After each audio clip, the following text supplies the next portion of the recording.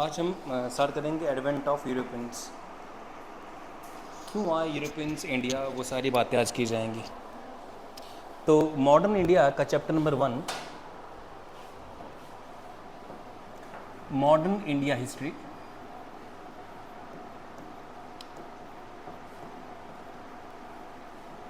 की history discuss करेंगे। Modern India की हिस्ट्री स्टार्ट होती है फ्रॉम हाँ जी advent of Europeans to almost 1947 तक, जब अंग्रेज़ भारत छोड़ के यहाँ से गए। इवन कई बुक्स में 1947 से आगे भी डिस्कस किया गया होता है। तो सारी क्या मॉडर्न है। तो कह सकते हैं कि यूरोपियंस जब भारत आए, वहाँ से लेकर आज तक की जो हिस्ट्री है इंडिया की, that is called modern history. तो टॉपिक नंबर 1 या चैप्टर नंबर 1 हमारे पास है कि advent of Europeans. Advent of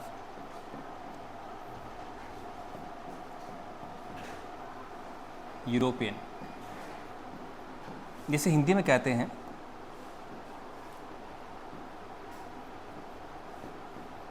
European का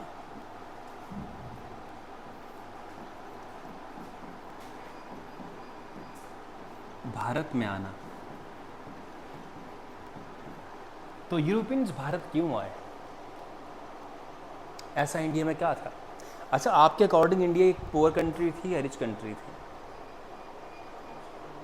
इंडिया वॉज रिच और पुअर जब अंग्रेज या यूरोपियंस इंडिया आए। हाँ, रिसोर्सेज काफ़ी थे। तो रिसोर्सेज थे मान लेते हैं, पर इंडिया के लोग रिच थे कि पुअर थे?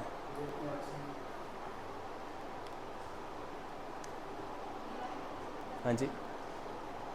तो एक डेटा आपको देता हूँ, फिर आगे बढ़ते हैं। डेटा ये है कि जब यूरोपियंस भारत आए लगभग 1600 एडी में अप्रॉक्सीमेटली, तो उसमें भारत की जीडीपी जो है ना, Indian GDP was approximately 27% of world GDP. आज अमेरिका की जीडीपी वर्ल्ड जीडीपी का लगभग 18% है अमेरिका, उसमें हम 27% पे थे। तो मैं आज का जो अमेरिका है, जो उसके पास वेल्थ है वर्ल्ड की टोटलिटी में, हमारे पास उससे कहीं ज़्यादा थी। और उसमें रूल था अकबर का अप्रॉक्सीमेटली। अगर आप देखें, अकबर का रूल जब एंड हुआ और फिर जब जहांगीर आया, तो जहांगीर के समय या अकबर के समय इंडिया की जीडीपी वर्ल्ड जीडीपी का 27% है। फिर इंडिया पुअर कैसे हुआ? तो India was not a poor country. नहीं, पर कैपिटा भी काफ़ी थी। मैं और नहीं आपको डिबेट में लाऊंगा, सिर्फ यही कहूँगा कि जब इंडिया छोड़ के वो 1947 में गए, तब इंडिया के जीडीपी वर्ल्ड जीडीपी का महज 2% था। तो परसेंटेज वाइज हम काफ़ी नीचे आ गए हैं। तो इन बिटवीन दैट हुआ क्या ऐसा? 1600 में आए और 1947 में अंग्रेज इंडिया छोड़ के चले गए और छोड़ गए भारत को 2% ऑफ वर्ल्ड जीडीपी पे। 1947 में 2% ऑफ वर्ल्ड जीडीपी पे। तो सवाल है कि हुआ क्या? तो यूरोपियंस ने और अंग्रेज़ों ने देश को लूटा, लूट मचाई यहाँ पे। यानी जो जो भी संपत्ति थी सारी लूट कर कहाँ ले गए? उसे यूरोप में। और फेमसली किसने लिया? इंग्लैंड के लोगों ने या फिर ब्रिटेन के लोगों ने। तो ज़्यादातर लूट हमारे देश में किसने करी है? ब्रिटेन के लोगों ने। आज भी आप लंदन में ऐसे कई म्यूज़ियम्स हैं, संग्रहालय हैं, वहाँ पे कहते हैं कि हर दूसरी वस्तु कहाँ से लाई गई है? ये चुराई गई है इंडिया से। इवन कोहिनूर हीरा भी भारत से चुरा कर उसे कहाँ ले गए हैं? ब्रिटेन, और वहाँ की महारानी के सर का ताज था वो, डन है कि नहीं है? तो विच मीन्स कि अंग्रेज़ों ने काफ़ी ज़्यादा इस देश में लूट मचाई है। अंग्रेज़ी डिक्शनरी में लूट शब्द, एक स्पीच थी शशि थरूर की, तो शशि थरूर कहते हैं कि अंग्रेज़ों ने लूट का सामान भी लिया प्लस लूट वर्ड को अपनी डिक्शनरी में शामिल भी कर लिया। तो उनके डिक्शनरी में लूट शब्द है ही नहीं, ये लूट शब्द उन्होंने यहाँ से लिया है। अरब के लोग लूटते थे भारत को आकर, अरब के लोग, अरब मतलब आज का जो ये अफ़गानिस्तान, ये जो कंट्रीज़ हैं, इराक, ये कंट्री बंजर हैं। भारत आते थे लूटने के लिए, लोग लूट के सामान ले जाते थे। अंग्रेज़ आए, उन्होंने भी हमें लूटा। ना पॉइंट इज़ दैट कि यूरोपियंस भारत क्यों आए? लूटने के लिए। जैसे लोग आया करते थे पहले, अफ़गान से लेके आगे तक काफ़ी लोग मुस्लिम्स इस देश पर हमला करते थे और हमें लूट के लेके यहाँ से चले जाते थे। क्या यूरोपियन उसी मंशा से आए थे? नहीं। यूरोपियंस क्यों आए, इसको मैं आपको समझाता हूँ डिटेलिंग में कि यूरोपियंस भारत क्यों आए। और किसी के पास आंसर है बता दो पहले। हाँ जी, व्यापार के लिए। तो लूटने नहीं आए वो लोग, क्या करने आए? व्यापार। ये बिल्कुल सही आंसर है, ट्रेड। पर स्पेसिफिक ट्रेड किस चीज़ का? स्पाइसेस का, बिल्कुल सही। तो स्पाइसेस के लिए वो आए, मैंने बाकी काफ़ी चीज़ें थी ट्रेड के लिए, इंडिया के साथ ट्रेड उनका काफ़ी था। भारत के साथ व्यापार काफ़ी ज़्यादा था किनका? यूरोपियंस का, राइट। उसमें सबसे बड़ा व्यापार का हिस्सा किसका था? स्पाइसेस का, मसालों का। एंड केरल को कहते हैं स्पाइसेस का garden, the garden of spices. तो यूरोप के लोगों को जब मसाला खाने की लत लग गई तो उतनी डिमांड वहाँ बढ़ जाती हैं कि इंडिया से वो ट्रेड करना चाह रहे थे। आप लोग मसाला यूज़ करते हैं खाने में, और किसी समय आप यूज़ नहीं करें ना मसाला, फिर तो कैसा फील होता है कि खाना थोड़ा सा मतलब कच्चा सा खाना है, मतलब मज़ा नहीं आ रहा है। पंजाब के लोग देखिए खाने में कितना मसाला डालते हैं, तो उनका खाना बड़ा मसालेदार होता है, जिस कारण से फिर अगर आप नॉर्मल चीज़ें खाएं उनको वो चीज़ टेस्ट नहीं लगती। तो let's see discuss now advent of Europeans.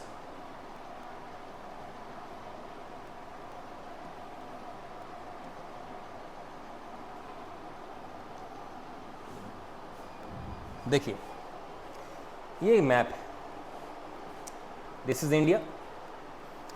Europe में जो स्टार्टिंग की पावर्स थी, मैं बात कर रहा हूँ 1600 AD की, जब उन्होंने प्लान कर लिया था भारत के साथ ट्रेड करने का। अब इसमें इंग्लैंड है, पुर्तगाल है, फ्रांस है, राइट, कुछ ऐसी कंट्रीज़ हैं। आप देख पा रहे हैं कि कुछ एक ये ग्रीन कलर में एक रास्ता यहाँ से दिख रहा है आपको, है ना? ये रास्ता क्या है? This is called sea root.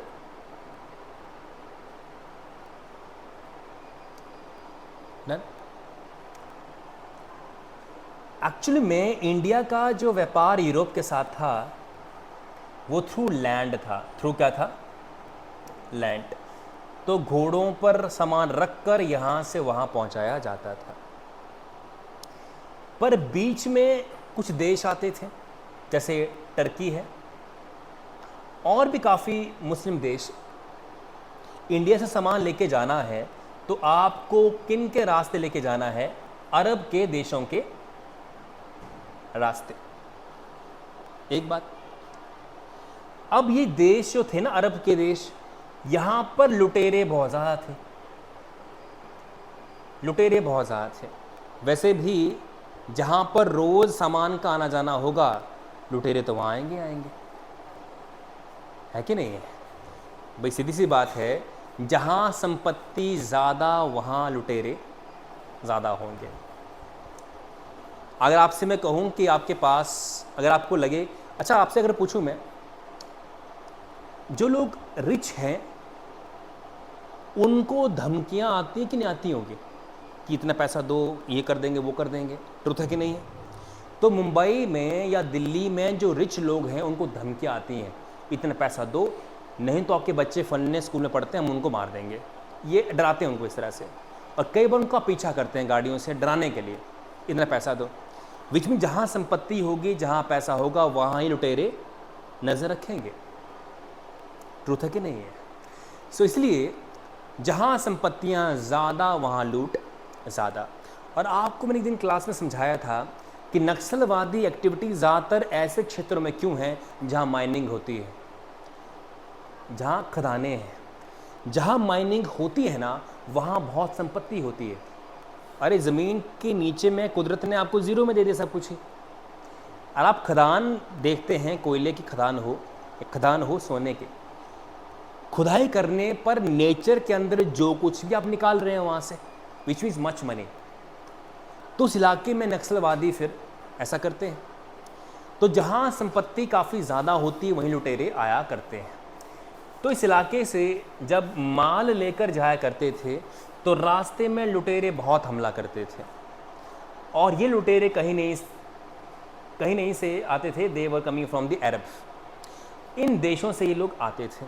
अब ये देशों में ज़्यादातर ज़मीन क्या थी? बंजर, और उस समय तेल वेल तो निकला नहीं था, ऑयल। आज ये देश अमीर क्यों है? क्योंकि इनके पास क्या है? ऑयल और गैस।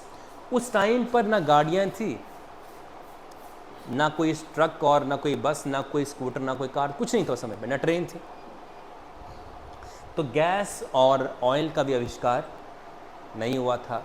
इन देशों में बहुत गरीबी थी, तो यहाँ के लोग काफ़ी लुटेरे थे। एक दिक्कत ये थी। दूसरी दिक्कत क्या थी कि टर्की को बोलते हैं या तुर्की को बोलते हैं गेटवे ऑफ यूरोप। मैंने यूरोप में जाना है तो किसके रास्ते जाना पड़ेगा? तुर्की के रास्ते या फिर टर्की के रास्ते। तो टर्की बहुत हैवी टैक्स लगा रहा था इस सामान के ऊपर। उसका कहना था कि अगर आप सामान मेरे देश में से होके लेके जाते हैं, ये मेरी एम्पायर में से होके लेके जाते हैं, तो आपको टैक्स पे करना पड़ेगा। तो टर्की उसमें ऑटोमन एम्पायर थी, हम उसकी बात भी करेंगे। ये सारी क्या थी? उस समय पे ऑटोमन एम्पायर थी, और यहाँ बहुत हैवी टैक्सेस लगाए जा रहे थे। जब टैक्स काफ़ी हैवी होगा तो नेचुरली क्या होगा? फिर इंडिया से सामान जो यूरोप पहुँचेगा काफ़ी महंगा होगा, और यूरोप में क्या हो जाएगी? महंगाई। ट्रुथ है कि नहीं है?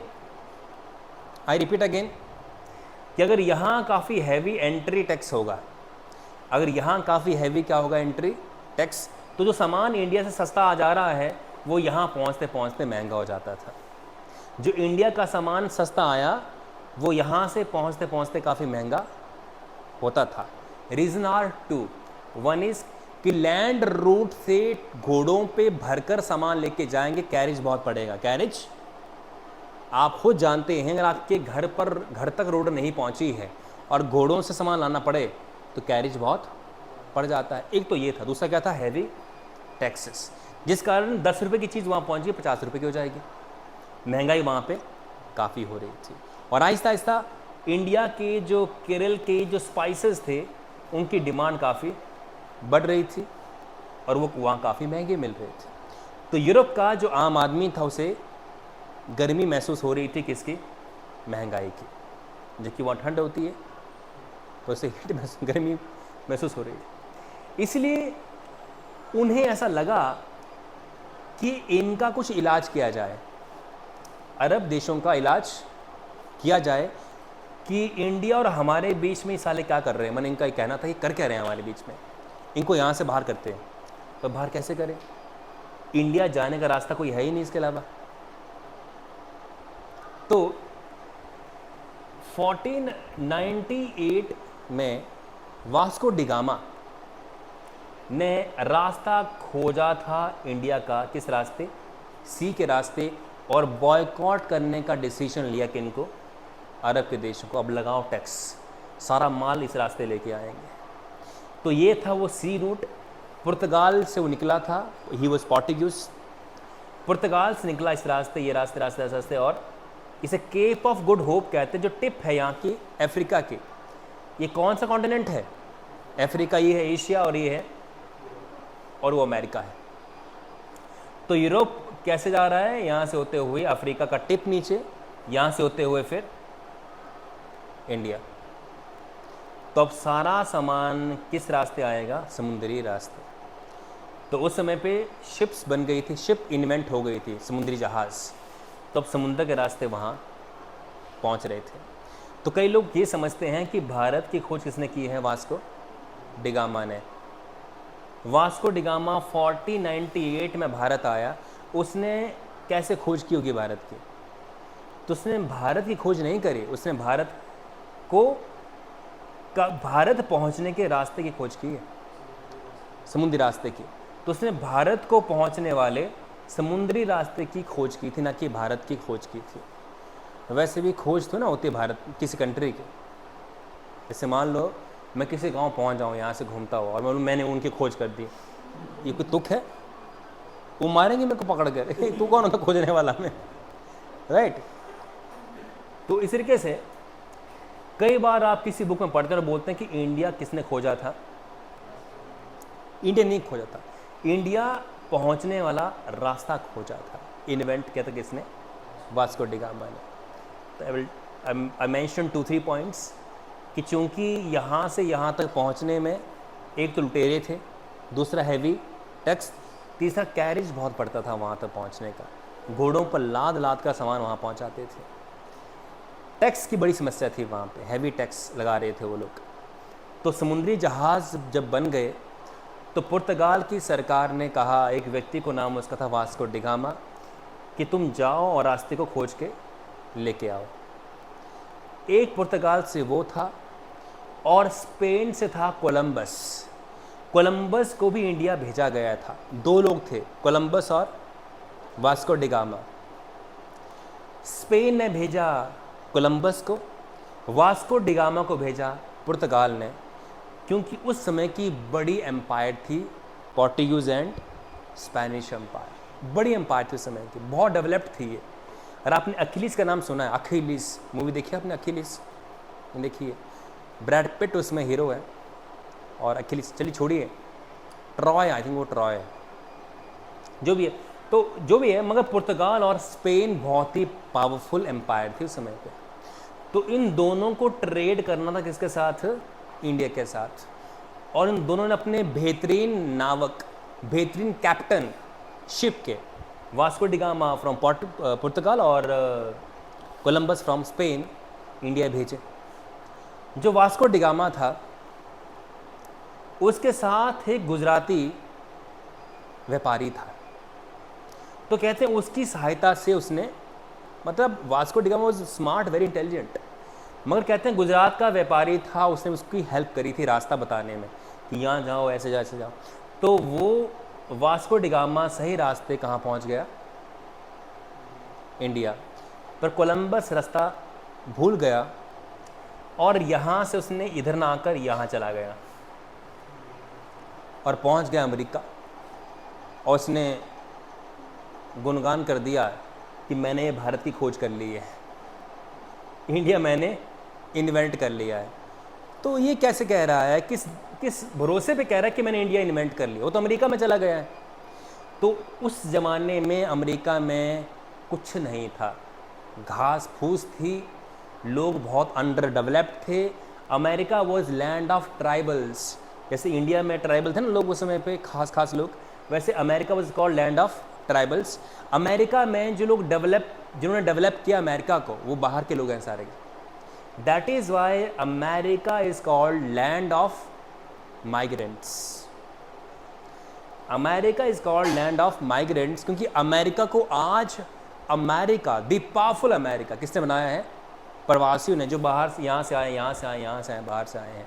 इवन कनाडा किसने बनाया आज इतना बड़ा? प्रवासियों ने। कनाडा में हर दूसरा आदमी कौन है? पंजाबी है। ट्रुथ है कि नहीं है? वैसे ही तो उस समय जो अमेरिका था वो वहाँ पहुँच गया, वो डेवलप तो था ही नहीं इतना। प्लस अमेरिकन जो थे ना, वो शक्ल में क्या होते हैं? काले। जी, नॉर्थ अमेरिका वाले जो लोग हैं, और आप देखेंगे, देखो सेम टेम्परेचर, सेम गर्मी, सेम कालापन। इंडिया के लोग अगर आप इनको देखें नीचे थोड़ा सा, पंजाब के नीचे, स्किन में थोड़े क्या होते हैं, सांवले या फिर थोड़े से काले होते हैं। धोखा हो गया इसको। यहाँ के लोग वैसे वैसे नज़र आ रहे थे इसको, क्योंकि टेम्परेचर सेम है ना, क्लाइमेट सेम है। तो इसके साथ क्या होगा, ब्लफ होगा इसके साथ वहाँ जाकर इसको लगा कि मैंने मतलब इंडिया खोज दिया है। लोग ही वैसे दिख रहे थे इसको, वहाँ के लोग। इसलिए जब इसने वापस मैसेज पहुँचाया कि मैंने इंडिया इन्वेंट कर लिया है, तो उन्होंने कहा कि Indian invent Vasco da gamma ने कर लिया है, किसी गलत रास्ते पे है। तो इसलिए कहते हैं कि अमेरिका की खोज किसने की, कोलंबस ने। अमेरिका की नहीं, अमेरिका के रास्ते की खोज, समुद्री रास्ते की खोज। तो यूरोप से अमेरिका कैसे जाना है, उस समुद्री रास्ते की खोज किसने की थी, कोलंबस ने। मगर भटका हुआ था वो, एक तरह से आना यहाँ था और घुस वहाँ गया, उस तरफ को चला गया।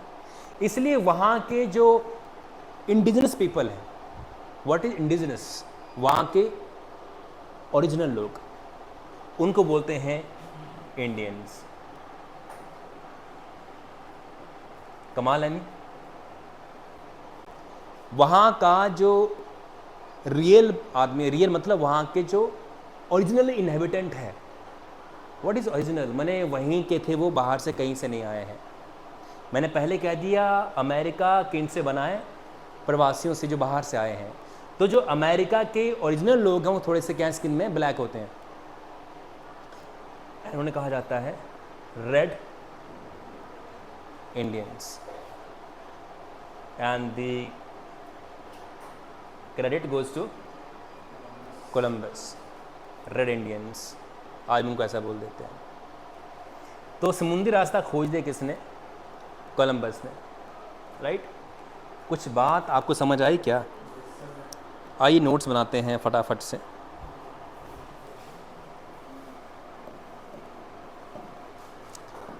फर्स्ट पॉइंट, May 17th 1498,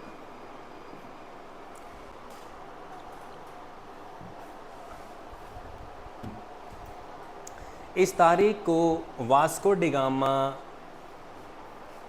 पहुंच गया था भारत के कैलिकट, जो केरल में आता है, कैलिकट पहुंच गया था। लेकिन ऑन दिस डेट, इस तारीख को वास्को डी गामा, इस तारीख को वास्को डी गामा केरल के कैलिकट में पहुंच गए थे, केरल के Calicut. On this date Vasco da Gama reached the Calicut, bracket में केरल, पहुंच गया था। वो केरल ही क्यों आया था? क्योंकि उसका पहला ऑब्जेक्टिव था, टारगेट था स्पाइसेस का ट्रेड करना। वास्को डी गामा व्यापार करना चाहता था किस में, स्पाइसेस में, क्योंकि यूरोप में सबसे ज़्यादा डिमांड किस चीज़ की थी, स्पाइसेस की। तो उसमें बड़ा इंटरेस्टेड था वो। आप खुद जानते हैं स्पाइसेस की पैकिंग छोटी और महंगे ज़्यादा होते हैं, है कि नहीं? स्पाइसेस बहुत महंगे होते हैं। तो मसाले इस तरह से। और अब काफ़ी कहानी इसके अंदर है जो आपको मैं बताना चाहता हूँ।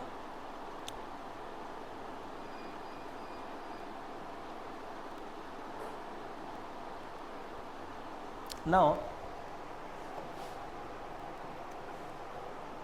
कहानी जो आपको लिखवाई है मैंने कि वास्को डी गामा क्यों आया, तो रीज़न क्या, ऑटोमन एम्पायर के, ऑटोमन एम्पायर मैंने आज का जो टर्की है वो उसकी मेन एम्पायर थी, और भी काफ़ी देश उसमें आते थे, वो सारी बात आपको बताऊंगा मैं।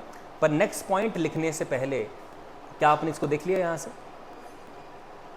तो मैं अब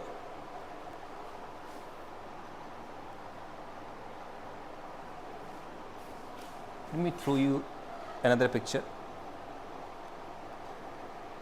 जो मैं कहना चाहता हूँ आपको।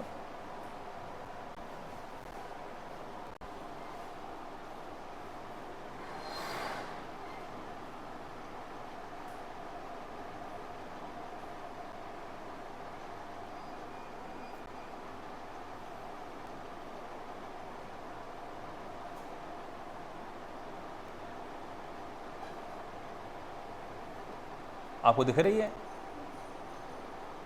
देखिए,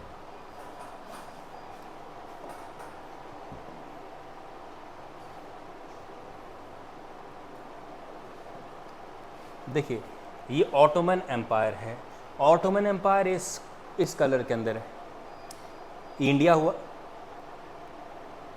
और वो यूरोप है, ये स्पेन है, फलना सारी कंट्री जो मैंने नाम यहाँ लिया ना आपके, स्पेन और फ्रांस और ये सारी कंट्रीज़ कहाँ है? वो इस तरफ है। अब इंडिया से जो ट्रेड होने जा रहा है वो यूरोप कैसे पहुँचेगा? इस रास्ते। और ये एम्पायर कौन सी है? ऑटोमन एम्पायर, ये सारी एम्पायर और टर्की। तो ये ऑटोमन एम्पायर बहुत बड़ी एम्पायर थी, यहाँ से लेके यहाँ तक सारी ऑटोमन एम्पायर है ये सारी वाली, राइट। तो दे वर इम्पोजिंग हैवी टैक्सेस। मैं फिर से कहता हूँ, ऑटोमन एम्पायर का केंद्र कौन सा देश था जो आज है? Turkey, right. अब आप देख पा रहे हैं ये पॉइंट है, ये टर्की है। तो टर्की से यूरोप जाने का रास्ता किसके थ्रू है? सॉरी, यूरोप, ये एशिया से यूरोप जाना है तो रास्ता कौन दे रहा है आपको? टर्की दे रही है। अगर टर्की रास्ता ब्लॉक कर दे तो एशिया के लोग यूरोप नहीं जा पाएंगे। अब आप कहें मरने दो, इस रास्ते नहीं, इस रास्ते जाते हैं, है ना। तो ये तो कोई स्कूल का ग्राउंड तो है नहीं, बर्फ़ पड़ी होती है यहाँ पे बहुत ज़्यादा, मर जाओगे इस रास्ते पहुँचते पहुँचते वहाँ पे, है कि नहीं है? इस रास्ते कोई जाएगा? रशिया में बहुत बर्फ़ पड़ती है, रशिया में बहुत ज़्यादा बर्फ़ पड़ती है। रशिया में लोगों को पसीना नहीं आता है। रशिया में, इवन यूरोप में, ऊपर कंट्रीज़ में लोगों को पसीना क्या चीज़ होती है वो जानते ही नहीं है। जस्ट इमेजिन दैट कि वहाँ का क्लाइमेट किस लेवल का है।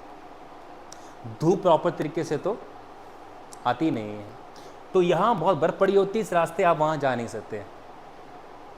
रास्ता खाली यही था आने जाने का। ये रास्ता मतलब लगभग खुला रहता था, बंद होता नहीं था, क्योंकि इस एरिया में बर्फ़ गिरती ही नहीं। तो इसलिए जो है हैवी टैक्सेस ये वसूल रहे थे। नेक्स्ट पॉइंट लिखिएगा, स्पेन और पुर्तगाल, Spain and Portuguese, second point में, Spain and Portuguese were the two most powerful empire in Europe. Spain और पुर्तगाल उस समय की यूरोप की सबसे ताकतवर एम्पायर, मीन्स सबसे ताकतवर, क्या बोल सकते हैं, सबसे ताकतवर देश थे, क्या बोलेंगे? एम्पायर, साम्राज्य। हाँ, सबसे ताकतवर साम्राज्य थे, सबसे ताकतवर साम्राज्य थे। Done, full stop. भारत से यूरोप का व्यापार, the trade from India to Europe, Bharat से यूरोप का व्यापार ऑटोमन साम्राज्य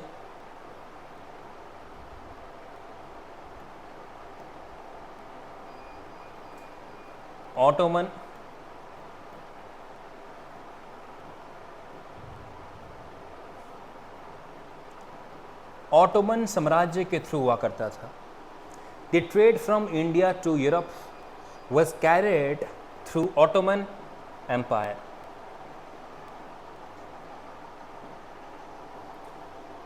फुल स्टॉप। ज़्यादा धन कमाने के लिए, to earn more profit, earn more money, ज़्यादा धन कमाने के लिए, to earn more money, Ottoman साम्राज्य ने कर काफ़ी बढ़ा दिए।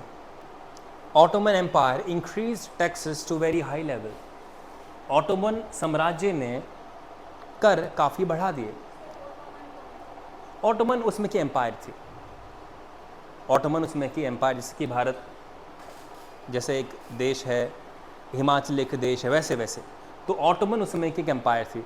अब वहाँ की लोकल लैंग्वेज में ऑटोमन कुछ नाम तो होगा, पर एज पर माई इंफॉर्मेशन ऑटोमन माने एक एम्पायर का नाम। जैसे इटली का नाम मतलब क्या है, या जापान का मतलब क्या है, या चीन का मतलब क्या है। हाँ वैसे वैसे वैसे, पर मुगल उनका वंश था ना, तो ऐसे ऑटोमन एग्जैक्टली क्या है तो आप विकीपीडिया से मालूम चलेगा। ऑटोमन को ब्रेक करें तो ऑटोमन का मीनिंग क्या है, पर Ottoman for us is an empire like any other empire. Ottoman empire, डरने के नहीं है। देखिए हर चीज़ का मतलब होता है ना। जैसे आपसे पूछूं कि आपका गांव क्या है, तो आप बोलेंगे ये ABC कुछ है, और मैं आपसे उसका मतलब क्या है, कुछ तो मतलब है, पर आज हमें इस बारे में क्लैरिटी नहीं है। चंपा शब्द किससे बना है? चंपा से, जो बेटी थी किसकी? साहिल वर्मन की। इसकी हमें जानकारी है, पर हमारे जो गांव बने हैं उसके नाम रखे किसने हैं, और ये अतरंगी नाम क्यों चूज़ किया उसको? कई गांव के नाम क्या बहुत ही अजीब होते हैं, पनाउंसी नहीं होते हैं, पनाउंसी नहीं होते, उनकी स्पेलिंग लिखी जाती है। तो ये नाम जिन्होंने रखे अब वही जाने कि इन्होंने क्यों रखे नाम। But Ottoman empire was a very big empire, very big empire, और उसका कंट्रोल इतना ज़्यादा था कि कोई भी ट्रेड आपने अगर एशिया से करना है, एशिया से कोई भी ट्रेड करना है तो उनके रास्ते ही करना पड़ेगा। तो मीन्स सामान उनके रास्ते जा रहा है, उस पर हैवी टैक्स लगाकर बहुत पैसा कमा रहे हैं। लालच बढ़ जाता है ना आपका। एक मुर्गी थी, सोने का अंडा देती थी, राइट। एक मुर्गी सोने का अंडा देती थी, उसका मालिक जो था उसे लालच आ गया कि क्यों ना मैं सारे अंडे आज ही निकालूं और ऐश करूं। मुर्गी उसने काट दी और अंडे। ये कहानी हाइपोथेटिकल होती है, मुर्गी सोने का अंडा नहीं दे सकती, ये पहली बात है। पर समझाने का तरीका है कि अगर पेशेंस रखी जाए तो समय पर चीज़ें पॉसिबल हो सकती हैं। इनके पास पेशेंस नहीं थी, इनको लग रहा था कि जब हमारे रास्ते सामान जाना है तो जो भी रेट बोलो मुंह फाड़ दो, आपको प्राइज़ मिल ही जाएगा, है कि नहीं है। तो इनका ये भ्रम तोड़ डाला, क्योंकि Europe was very very smart. उन्होंने जब शिप बना दी, शिप बहुत बड़ी शिप जिसमें बहुत सारा सामान आप समुद्र के रास्ते लेके जा सकते हैं, तो फिर इनको बॉयकॉट कर दिया गया था पूरी तरीके से। तो लिखिए इस कारण because of which the products became very costly in Europe, जिस कारण यूरोप में काफ़ी महंगाई हो गई थी, जिस कारण यूरोप में काफ़ी महंगाई हो गई थी। फुल साहब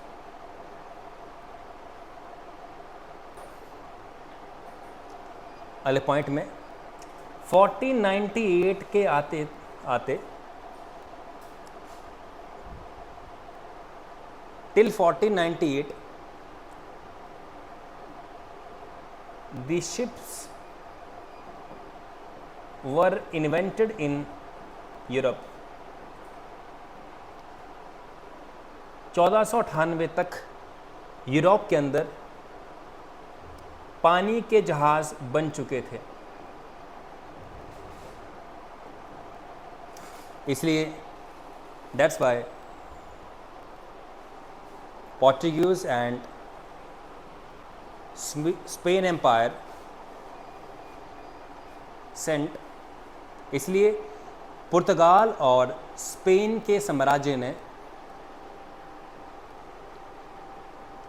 भारत तक का समुद्री रास्ता खोजने के लिए, Spain and Portuguese empire sent to people Vasco da Gama and Columbus to find sent Vasco da Gama and Columbus to find sea route to India. इसलिए स्पेन और पुर्तगाल साम्राज्य ने भारत तक का समुद्री रास्ता खोजने के लिए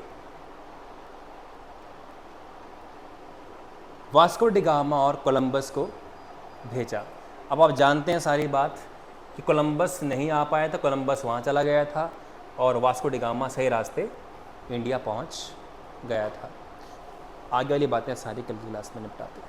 ये हमारा बेसिक लेक्चर था, और नेक्स्ट क्लास के अंदर हम डिस्कस करेंगे फैक्ट्स जो एग्ज़ाम में पूछे जाते हैं एडवेंट ऑफ यूरोपियंस। कल डिस्कस करते हैं उस बारे में।